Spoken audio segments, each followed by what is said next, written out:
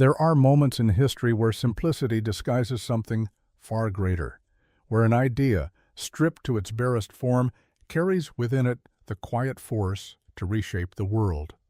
In the southern reaches of Sweden lies Småland, a land that does not give easily. The soil is stubborn, littered with stones, resistant to the hands that try to coax life from it.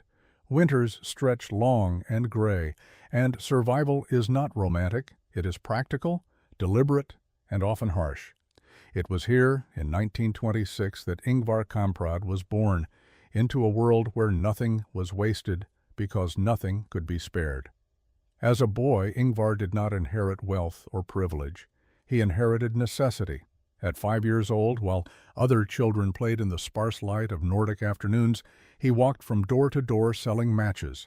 Small boxes, simple things, but he noticed something others did not. If he bought them in bulk from Stockholm, he could sell them cheaper and still make a profit.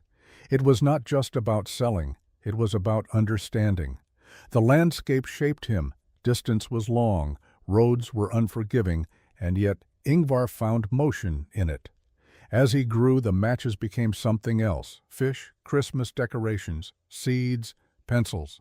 He strapped them to his bicycle and rode across the countryside, weaving through farms and quiet homes, turning isolation into opportunity. Each sale was small, but together they formed a rhythm, a system, a way forward.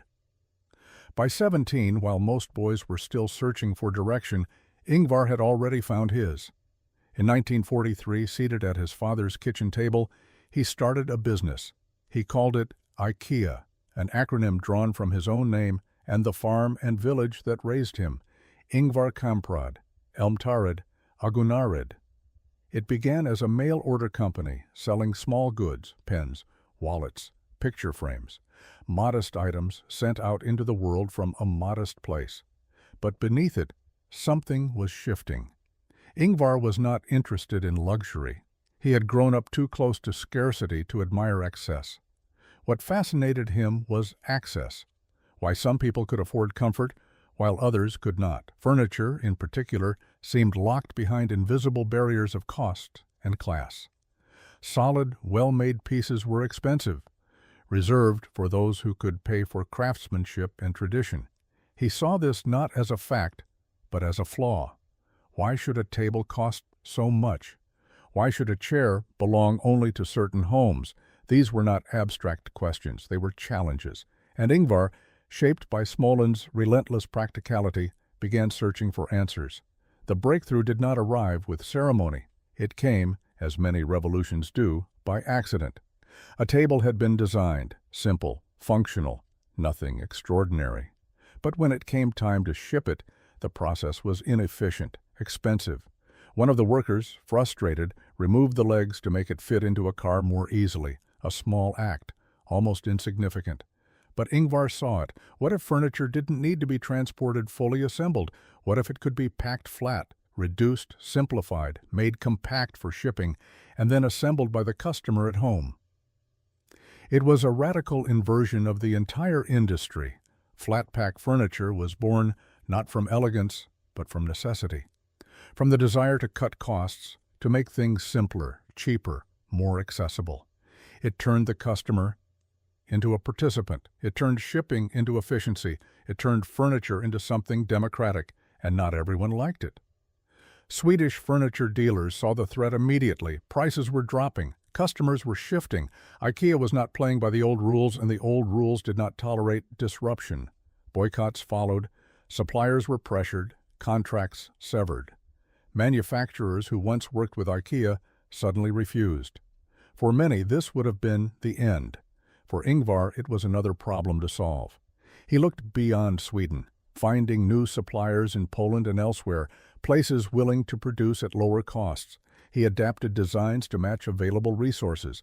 He tightened operations, cut expenses, refined processes.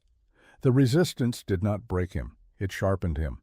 And slowly, persistently, IKEA grew. From a small operation in a rural village, it expanded into showrooms, then warehouses, then sprawling stores unlike anything people had seen before.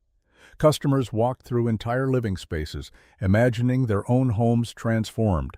They picked up flat boxes, loaded them into cars, brought them home, and built something with their own hands. It was not just furniture anymore, it was participation, it was possibility. The world took notice. IKEA crossed borders, languages, cultures. What began in Småland stretched into Europe, then across oceans. Cities rose and changed, and within them, IKEA stores stood like quiet monuments to an idea, large, blue, unmistakable. Inside them, millions of people made small, personal decisions, a bookshelf, a table, a bed, pieces of life assembled, one screw at a time. And at the center of it all was a man who never quite stepped into the image people expected. Ingvar Kamprad became one of the richest individuals on earth, and yet he lived as though Småland had never left him. He flew economy class. He drove an old Volvo long after he could have replaced it 100 times over. He ate in IKEA cafeterias, blending into the quiet hum of customers carrying trays and cups of coffee. Frugality was not an act, it was a reflex, a continuation of the boy who once counted coins and walked long distances to sell matches. There were contradictions in him, immense wealth paired with relentless simplicity, global influence anchored in deeply local values. But perhaps that was the point. He never built IKEA to escape where he came from. He built it because of it. By the time his story stretched toward its later chapters, IKEA had become something vast. Over 460 stores in more than 60 countries. Billions of people across generations had touched his idea. First apartments, first homes, rooms filled with furniture that did not demand status, only use. A table was no longer just a table. It was a beginning. And somewhere in that scale, in the quiet repetition of assembly instructions, in the turning of small hex keys, in the shared experience of building something simple, there remained the echo of a boy in Småland selling matches door to door, understanding that small things done differently could travel far. Ingvar Kamprad did not invent furniture. He did not invent commerce. What he did was strip them down to their essence and rebuild them with a single, stubborn idea, that good design should not belong to the few. His life suggests something both simple and difficult to accept, that greatness does not always arrive loudly. Sometimes it comes in flat boxes, in quiet persistence, in the refusal to accept that things must remain as they are. And once set into motion, even the simplest idea, if built for everyone, can outgrow the person who first imagined it, spreading outward until it becomes part of the world itself.